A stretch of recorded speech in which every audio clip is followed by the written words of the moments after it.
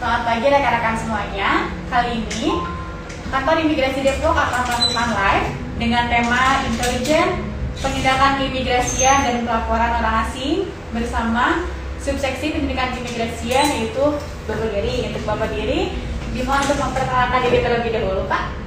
Ya, jadi nama saya Gary Baringin Juara Tua.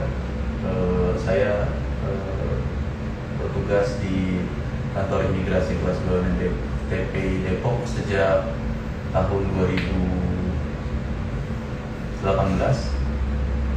Saya menjabat sebagai Kepala Subseksi Penindakan Keimigrasian Kantor Imigrasi Kelas 2 TPI Depok. Nah, untuk teman-teman semuanya, kalau misalnya punya pertanyaan, silakan langsung ketik di kolom komentar. Nanti kami akan jawab dari yang paling bawah. Kami akan melakukan live selama 30 menit ke depan. Untuk yang pertama, saya akan bertanya, Pak. Jadi tugas dari Intel Dakim sendiri itu seperti apa sih, Pak? Ya, jadi di seksi intelijen dan penindakan keimigrasian itu memiliki tugas dan pokok mengawasi dan melakukan pengecekan orang asing di wilayah Kota Depok.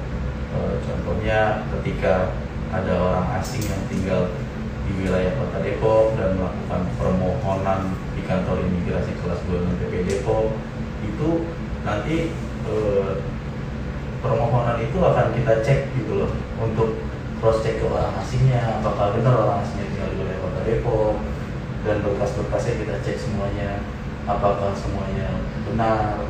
Jadi setelah semuanya kita cek, kita nyatakan kebenarannya, kita kembalikan lagi supaya yang bersangkutan diberikan izin tinggal di wilayah Kota Depok. Nah, kalau misalnya diceknya itu, Pak, kita langsung ke lokasi orang asingnya itu atau hanya administrasinya saja?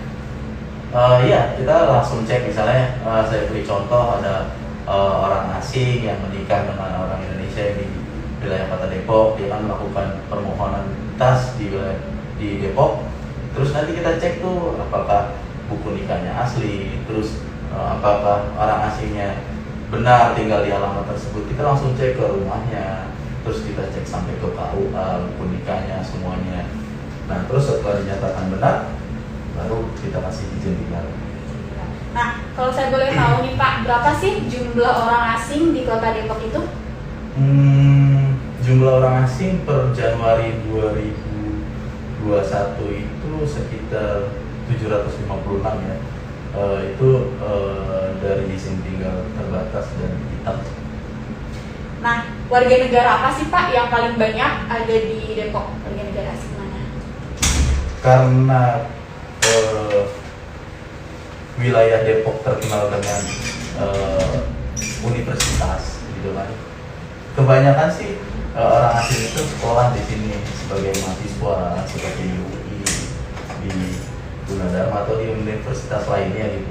Tapi ada juga yang sebagai tenaga kerja dan kebanyakan warga negaranya itu kalau yang tenaga kerja Korea Selatan, Jepang, ya itu paling banyak ya. Kalau misalnya mahasiswa ini, kita kan tadi harus dicek terlebih dahulu ya, apakah mereka benar gitu. Kalau misalnya mahasiswa itu diceknya alurnya seperti apa, Pak? Apakah ke kontrakannya atau ke universitasnya? Sama. Kita melakukan pengecekan itu ketika ada yang bermohon ke Kantor Imigrasi Depok, kita cek tuh ke sponsornya, misalnya dia sponsornya Universitas Indonesia, kita cek ke Universitas Indonesia. Setelah itu kan tertera lagi alamat tinggal si orang asing. Nah, kalau kita cek juga ke tempat tinggal orang asingnya. Kalau dia sponsornya perusahaan, kita cek juga ke perusahaannya, apakah benar yang bersangkutan itu bekerja di situ. Terus izin kerjanya semuanya sudah lengkap, sampai kita cek sampai di situ. Nah, itu tuh ada nggak sih, Pak, berkala atau dia hanya pengajuan awal baru dilakukan cek? Pengajuan awal, tapi kan kita juga punya tusi lainnya. Kita ketika misalnya melihat ada orang asing yang kita anggap mencurigakan, biasanya kita melakukan kegiatan intelijen tuh terhadap orang asing tersebut. Contohnya dari laporan masyarakat, Pak, ini di sini ada orang asing nih, meresahkan atau agak mencurigakan. Nah, itu kita melakukan intelijen tuh terhadap orang asing tersebut. Terus kita cek nanti, melakukan pengawasan terbuka ke orang asing tersebut, kita cek dokumennya, kegiatannya apa. Kalau misalnya benar, ya berarti orang asing tersebut tidak ada masalah. Tapi kalau misalnya orang asing tersebut rupanya ditemukan ada pelanggaran, ya akan kita tindak lanjut dan lakukan pemeriksaan lebih lanjut. Nah, biasanya kalau di Kota Depok itu pelanggaran apa sih Pak yang paling banyak yang dilakukan oleh negara asing? Pelanggaran yang paling banyak itu sih biasanya orang asing itu melewati batas waktu izin tinggalnya. Jadi sebagai contoh, misalnya ada orang asing datang ke sini untuk liburan, dikasih waktu kan 30 hari di Indonesia, tapi rupanya dia lebih tuh dari 30 hari. Nah, kalau di peraturan keimigrasian, setiap orang asing yang melebihi izin tinggalnya itu bisa dia membayar denda sampai maksimum itu 60 hari. Per harinya itu 1 juta rupiah. Jadi ketika dia misalnya izin tinggalnya lebih 1 hari, dia bayar denda tuh 1 juta sampai maksimum 60 juta gitu kan. Tapi kalau lebih dari 60 hari di undang-undang keimigrasian itu dia dikenakan tindakan administratif berupa pendeportasian atau kembali ke negara asalnya. Nah, kalau misalnya yang sudah dideportasi itu dia bisa kembali lagi atau misalnya dia memang sudah stuck nih sama sekali nggak bisa masuk Indo? Kalau di undang-undang keimigrasian di pasal 78 itu disebutkan orang asing yang izin tinggalnya lebih dari 60 hari itu dia dikenakan tindakan deportasi dan pencekalan selama 6 bulan. 6 bulan. Jadi kalau misalnya di deportasinya itu bulan Januari nih, dia bulan Juni atau Juli mau balik ke Indo itu bisa Pak? Bisa setelah 6 bulan ya. 6 bulan. Adakah persyaratannya misalnya beda nih kalau misalnya yang sudah pernah dideportasi persyaratan untuk masuk Indonya apakah sama atau enggak? Biasanya sih mereka bermohon ke Subdit Cekal Direktorat Jenderal Imigrasi untuk memberitahu bahwa masa penangkalannya sudah habis, sudah 6 bulan. Nanti mereka dapat surat bahwa mereka bisa kembali lagi ke Indonesia, bisa masuk lagi ke Indonesia. Jadi berarti nunggu dulu surat, baru mereka bisa masuk gitu ya pas setelah 6 bulan itu ya? Iya. Nah, di Kota Depok ini ada nggak sih Pak yang pernah dideportasi selama Bapak menjabat? Banyak lah. Kan Banyak. kita juga punya target kinerja dari Direktorat Jenderal Imigrasi dan ya itu kita laksanakan gitu. Jadi biasanya sih pelanggarannya yang tadi saya bilang itu kan selain overstay, terus penyalahgunaan izin tinggal. Sebagai contoh, misalnya banyak tuh mahasiswa yang studi di sini, tapi izinnya kan studi. Iya. Tapi karena dia pintar bahasa Inggris, pintar ini, dia ambil pekerjaan tambahan nih, kayak ngajar bahasa Inggris. Nah itu tidak boleh, karena ketika dia mendapat profit itu kan dia harus menggunakan izin bekerja ya kan, dan harus bayar pajak ke negara. Jadi kalau misalnya ada mahasiswa yang berstatus mahasiswa tapi sekaligus dia kerja freelance gitu ya Pak, berarti izin tinggal itu harus dirubah gitu bukan? Atau misalnya? Enggak, kalau dia izin tinggalnya untuk kuliah ya berarti hanya untuk kuliah saja. Tidak boleh berkegiatan lain atau bekerja gitu, tidak boleh. Tapi kalau dia nanti sudah selesai kuliahnya, terus dia mau bekerja di sini, silakan asalkan mendapat izin dari Kemenaker.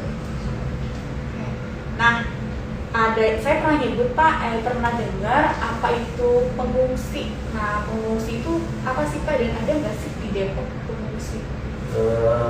Jadi pengungsi itu tuh sekelompok orang dari suatu negara yang karena merasa terancam di negaranya, dia larilah ke negara yang dianggap lebih aman gitu. Dan di Indonesia ini ada beberapa pengungsi termasuk di wilayah Kota Depok. Kalau di wilayah Kota Depok sekitar 7 150-an lah, hampir 200 ya. Nah biasanya mereka itu tinggal di sini tuh berapa lama Kak untuk pengungsi itu?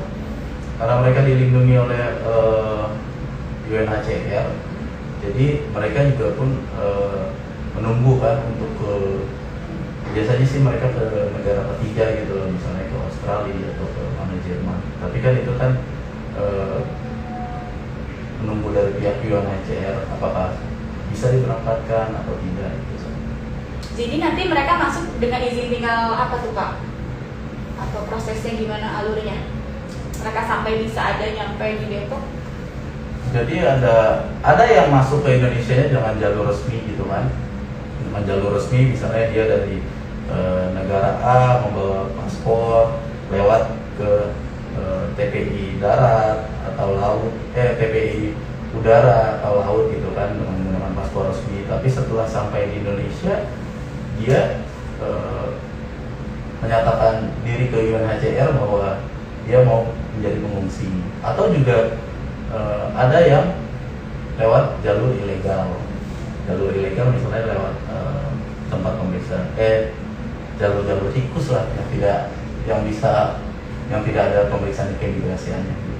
Nah kalau misalnya lewat jalur ilegal itu, kalau misalnya nanti kita ketahuan nih yang masuk pakai jalur ilegal, terus ketahuan apa dari pihak imigrasi, tindakannya itu seperti apa Pak untuk pengungsi? Kalau lewat jalur ilegal ya, biasanya kan kita kan tindakan terhadap orang asing itu ada 2 sanksi kan, ada sanksi administratif dan sanksi pidana keimigrasian. Kalau sanksi pidana administratif itu contohnya misalnya kan deportasi atau misalnya pembayaran biaya denda. Nah kalau pidana keimigrasian itu biasanya kita bawa ke ranah jalur pengadilan. Jadi nanti diteliti dulu apakah orang asingnya itu bisa dinaikkan ke ranah pengadilan atau cukup hanya dilakukan tindakan administratif misalnya pendeportasian. Kalau dari ranah pengadilan itu lanjutannya kemana Pak? Nanti kan tergantung ancamannya ya. Di pidana keimigrasian itu kan juga ada pidana ringan, pidana beratnya gitu kan. Kalau pidana ringan itu kan ada ancaman kurungan misalnya maksimal 3 bulan atau denda gitu kan. Nah ketika dia bisa membayar denda, dia tidak dikurung. Tapi kalau misalnya ancamannya berat 5 tahun seperti itu, ya nanti kita setelah dia diputus di pengadilan ingkrah, nanti kita kirim ke rutan. Tapi setelah kembali dari semuanya itu, dia kembali lagi ke imigrasi, ke kantor imigrasi untuk dideportasi ke negara asalnya. Oh, jadi dia menjalani hukumannya dulu di Indonesia, ya, tapi baru balik lagi, ya. Terus kemudian kita deportasi gitu. Iya. Nah, sama Pak, untuk kembalinya nanti 6 bulan lagi setelah dideportasi. Iya, sama. Nah, kalau misalnya di rutan itu biasanya gimana sih Pak? Maksudnya mereka di rutan itu apakah sama dengan rutan yang WNI atau gimana Pak? Sejauh ini saya menindak orang asing sih sama perlakuannya dengan WNI yang lainnya gitu, tidak ada perbedaan. Kalau misalnya selama Bapak menjabat di sini, ada nggak sih Pak yang paling berkesan gitu? Apakah penindakan atau yang paling berkesan itu ya ketika saya melakukan kegiatan-kegiatan tuh yang saya anggap tuh seru dan menantang gitu loh. Misalnya kayak saya pernah melakukan pengawasan orang asing itu di tempat bola tarkam. Di bola tarkam itu kan banyak tuh orang Afrika pada saat itu di wilayah Cinere waktu itu. Nah itu saya cek tuh, melakukan intelijen gitu kan. Terus ketika saya melakukan pengawasan terbuka, rupanya saya itu orang asingnya melakukan resisten atau perlawanan gitu kan. Dan namanya bola tarkam itu kan prestis kampung itu kan tinggi kan. Jadi mereka dilindungi sama warga sekitar. Sampai tim kita itu mau dipukulin warga sekitar. Terus juga staf saya sampai jebur-jebur ke kali untuk nangkep orang itu ya kan. Ya itu sih yang enak seperti itu gitu loh. Kayak kita nangkep orang asing, ya seru aja, menantang kan di lapangan seperti itu. Nah, kalau misalnya staff-staffnya Bapak ini biasanya yang ikut itu berapa orang Kak? Yang ikut ke lapangan itu? Jumlah staff saya di seksi saya itu ada 17 orang. 17 orang. Nah, biasanya kalau untuk melakukan intelijen kita nggak banyak-banyak sih, cukup 1-2 untuk mengetahui ini yang target kita ini kita ikuti benar gak sih orangnya, terus kegiatannya benar gak sih, izin tinggalnya ada atau tidak. Nah, tapi kalau nanti untuk ditindaknya biasanya kita menjadi agak lebih banyak gitu. Ini penindakan yang bisa kita kirim bisa sampai 5 atau tergantung banyaknya orang asingnya gitu. Oke. Belum ada yang nanya buat teman-teman. Kalau misalnya mau nanya bisa langsung ketik di kolom komentar aja ya tentang intelijen, penindakan keimigrasian, dan pelaporan orang asing. Nah, kalau misalnya ada pendetensian, nah itu tuh apa sih Pak pendetensian itu? Jadi kalau di orang asing yang melakukan pelanggaran keimigrasian, biasanya dalam pemeriksaan lebih lanjut itu kita taruh di tempat namanya, kalau untuk orang asing itu detainee gitu. Detainee. Nah, terus biasanya orang menyebutnya ya detainee, pendetensian gitu loh. Kalau orang awam mikir kayak penjara gitu kan. Padahal kalau untuk orang asing kita sebutnya namanya detainee gitu.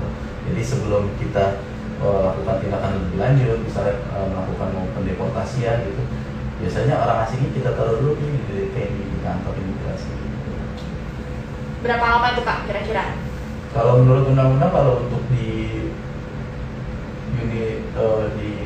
unit pelayanan teknis kantor imigrasi itu maksimum 30 hari di sini sebelum menunggu kepulangan dari negara asalnya. Lebih dari 30 hari kita harus mengirim ke rumah detensi imigrasi. Kalau misalnya di Depok ini sendiri ada nggak sih Pak? Detainee? Iya, detainee. Saat ini ada 3 orang detainee, dari tiga-tiganya dari warga negara Afrika, dan pelanggarannya itu izin tinggalnya habis berlaku. Nah, kalau misalnya kita tahu izin tinggalnya habis berlaku itu, apakah ada orang yang melapor atau imigrasi ternyata punya catatan tersendiri nih? Ternyata oh yang si A misalnya ini sudah melebihi batas waktu gitu. Di case 3 orang ini, jadi ada 1 laporan dari masyarakat. Jadi terus kita tindak lanjuti, kita cek ke sana orang asingnya, pengecekan dokumen, dan benar bahwa izin tinggalnya itu sudah habis berlaku. Dan yang 2 ini kita pada saat itu lagi lakukan pengawasan dan kita lihat ada orang asing kan yang agak mencurigakan, jadi kita lakukan intelijen di salah satu apartemen di Depok, dan setelah kita cek benar orang asingnya rupanya izin tinggalnya sudah habis berlaku gitu. Jadi kita tarik ke kantor imigrasi Depok untuk pemeriksaan lebih lanjut dan pemulangannya ke negara asal. Mohon izin Pak, katanya suara Bapak tidak terdengar jelas. Jadi lebih karena terhalang masker ya Pak. Karena pakai masker kali ya. Iya. Ini kan sudah prokesnya gitu. Iya. Protokol kesehatannya kan. Nah, kalau misalnya ada orang, misalnya ada WNI nih Pak, mau melaporkan ada orang asing mencurigakan, itu alurnya itu seperti apa Pak? Kita sih buka kanal-kanal pelaporan gitu ya, dalam bentuk misalnya telepon, Instagram, Twitter, atau orang yang mau melapor juga bisa datang ke kantor imigrasi Depok, nanti dilayani oleh customer service dan dilanjutkan ke seksi intelijen dan penindakan. Apakah nanti yang pelapor ini dijamin keamanannya Pak? Misalnya kan kalau saya mau melapor, kayaknya mau ngelapor ini, tapi ternyata WNA ini adalah pacarnya adik saya misalnya gitu. Jadi kan agak takut tuh, gimana kalau misalnya tahu bahwa dilaporinya sama saya? Apakah ada jaminan keamanan untuk pelapor? Kalau dibilang jaminan tidak, tapi kita akan menjaga kerahasiaan si pelapor masyarakat. Pada intinya sih kita bekerja ya sesuai dengan operasional prosedur gitu. Kan tugas saya kan melakukan pengawasan, pengecekan orang asing. Even dia misalnya benar, ya tidak apa-apa, itu tugas saya untuk mengecek gitu loh. Tapi kalau salah ya berarti harus ada tindakan terhadap orang asing tersebut. Kalau misalnya di Depok ini banyak nggak sih Pak yang melaporkan gitu? Banyak, kayak ya tahun kemarin saya deportasi itu hampir 30-40 orang, kan berarti kan banyak juga dalam jangka waktu 1 tahun ya. 30-40 orang itu apakah pekerjaannya mahasiswa atau memang mereka pekerja di sini? Bukan pekerja, biasanya punya pelanggaran keimigrasian. Kalau kayak mahasiswa gitu, pernah satu yang pernah saya bilang itu di tahun kemarin itu dia mahasiswa BIPA. Nah terus rupanya dia nyambi nih jadi guru les bahasa Inggris. Nah terus ada juga orang asing yang orang dari Timur Tengah, rupanya dia mengajar bahasa Arab di sini, tapi pakai visa kunjungan. Nah, itu kan tidak boleh karena dia digaji di situ, dapat profit gitu. Ada yang nanya dari Karafitbet, kalau mau lapor orang asing yang meresahkan kemana ya Pak? Apakah ada nomor yang bisa dihubungi? Yang tadi ya Pak? Iya. Jadi untuk nih saya catat ya. Kalau di IG kan ada ya di Kadin Depok. Terus kalau untuk nomor lapornya langsung ke yang Intel Dakim itu, masyarakat bisa melapor ke nomor 0812 8923 2368. Nah, nanti situ ada WhatsApp-nya, nanti akan kita tindak lanjuti. Atau kalau misalnya lebih plong, datang ke kantor imigrasi Depok, nanti kita akan layan. Berarti kalau datang ke kantor imigrasi Depok berarti langsung ke customer service aja? Iya, ya? ke customer service. Nanti biasanya akan seksi intelijen dan penindakan juga akan ada di customer service lah, untuk melihat laporannya.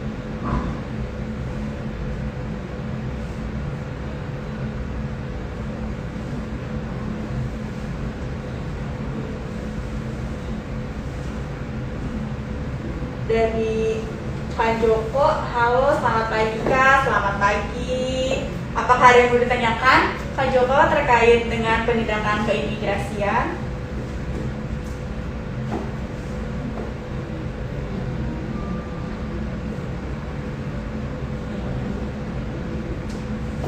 Nah, biasanya nih Pak, kan sekarang sedang ditutup nih ya Pak, nggak bisa masuk atau dari orang asing ke Indonesia gitu ya Pak. Berarti kalau misalnya yang di sini yang sudah dideportasi, apakah langsung dideportasi juga apa gimana? Misalnya ada kasus nih Pak, ternyata dia dideportasi. Sekarang bisa langsung dia pergi ke negaranya gitu, atau di masa pandemi ini alurnya kalau untuk deportasi? Oh, untuk saat Sama ini sih airline sudah buka ya untuk yang keluar ya. Kan yang di screening itu kan yang masuk ke Indonesia ya. Jadi kalau kita so far sejauh ini ketika melakukan pendeportasian sudah bisa ke negara asalnya. Berarti kalau misalnya di bagian subseksi penindakan keimigrasian berpengaruh nggak sih Pak di musim pandemi atau di yang sebelum pandemi gitu? Ya di tahun aja?